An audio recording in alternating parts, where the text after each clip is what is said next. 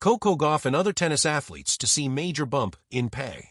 The decision not only sets a new benchmark for player compensation in tennis, but also highlights the growing power and influence of athletes like Coco Gauff. The champions of the 2025 U.S. Open will each take home a historic $5 million, the largest single prize in tennis history, thanks in part to the collective advocacy of top players, including American star Coco Gauff. The United States Tennis Association, USTA, announced the landmark decision.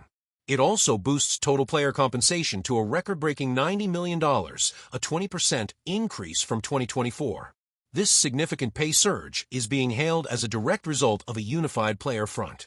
In March 2025, a group of approximately 20 elite players, including Gauff, Novak Djokovic, and the 2024 U.S. Open champions Jannik Sinner and Aryna Sabalenka, sent a joint letter to the leadership of all 4 Grand Slam tournaments. The letter called for a higher percentage of tournament revenue to be allocated to prize money. Additionally, it called for players to have a more influential voice in decisions that directly impact their careers. The USTA's announcement demonstrates the resounding success of that push. The $5 million champions check represents a staggering 39% increase from the $3.6 million awarded to the winners last year. The previous high for a U.S. Open singles title was $3.85 million in 2019, with amounts decreasing in subsequent years due to the global pandemic. Coco Gauff and other competitors to financially benefit. The significant financial enhancements extend throughout the tournament draw, underscoring a commitment to rewarding all professional competitors. The singles runners-up will now receive $2.5 million, also a 39% increase, while semifinalists will see their earnings rise by 26% to $1.26 million. Even players who exit in the first round will receive $110,000, a 10% raise from the previous year. Doubles and mixed doubles have also seen unprecedented gains. For the first time, the winning teams in the men's, women's, and mixed doubles events will each split a $1 million prize. This move by the U.S. Open further solidifies its position as the most lucrative of the 4 major tournaments, significantly outpacing Wimbledon, which awarded its 2025 singles champions approximately $4 million. The decision not only sets a new benchmark for player compensation in tennis, but also highlights the growing power and influence of athletes like Coco Gauff, who are actively shaping the future of their sport, ensuring that its financial success is more equitably shared with the stars on the court. The 2025 U.S. Open will begin with its main draw on Sunday, August 24th, in Flushing Meadows, New York.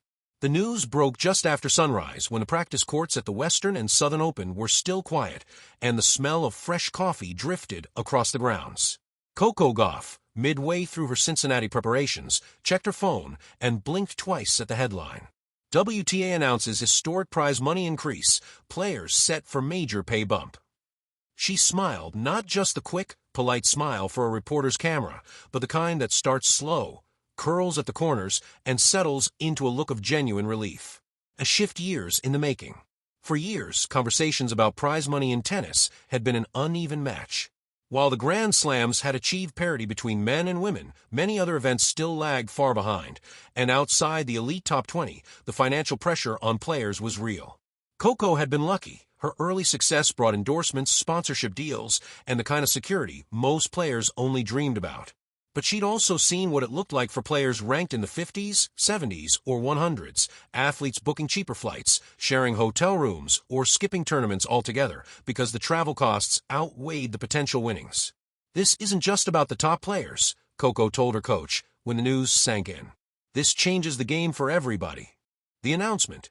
The WTA statement was clear. Starting next season, prize money at premier-level events would see a significant increase, with mid-tier tournaments also committing to higher payouts. The shift meant that even a second-round appearance could cover a week's expenses, and for many players, that was revolutionary. Carlos Alcaraz, practicing on the adjacent court, jogged over between drills. "You see the news?" he asked, grinning. "Looks like dinner's on you tonight." Coco laughed. "Don't worry, Carlos. I'll still let you split the bill." The ripple effect.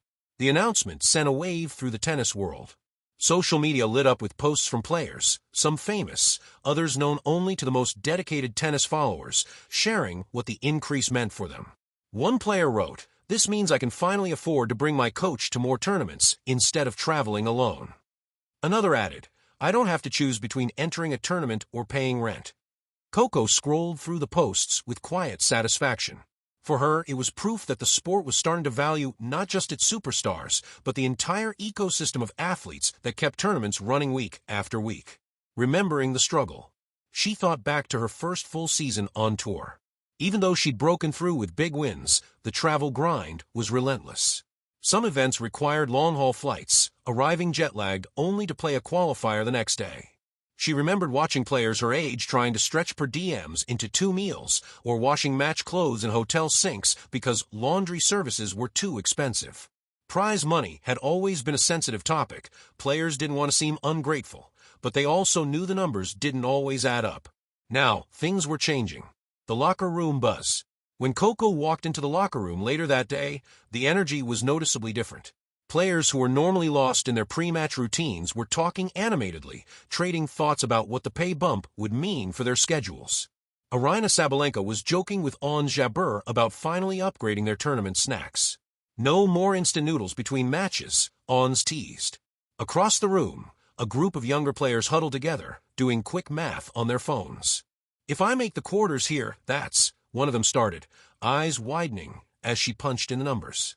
It wasn't just about money. It was about breathing room, about knowing you could lose early in one tournament without it threatening your ability to play the next. The bigger picture.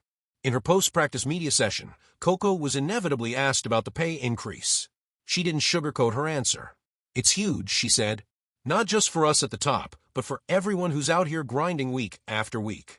This sport asks a lot from you physically and mentally, but it's also expensive to play.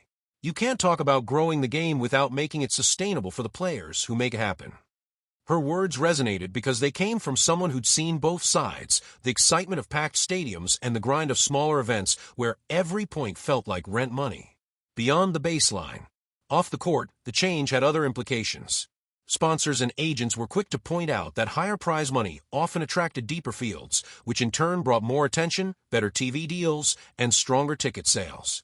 For Coco, it meant the possibility of seeing her friends from the juniors, those who had struggled to stay on tour, making comebacks. It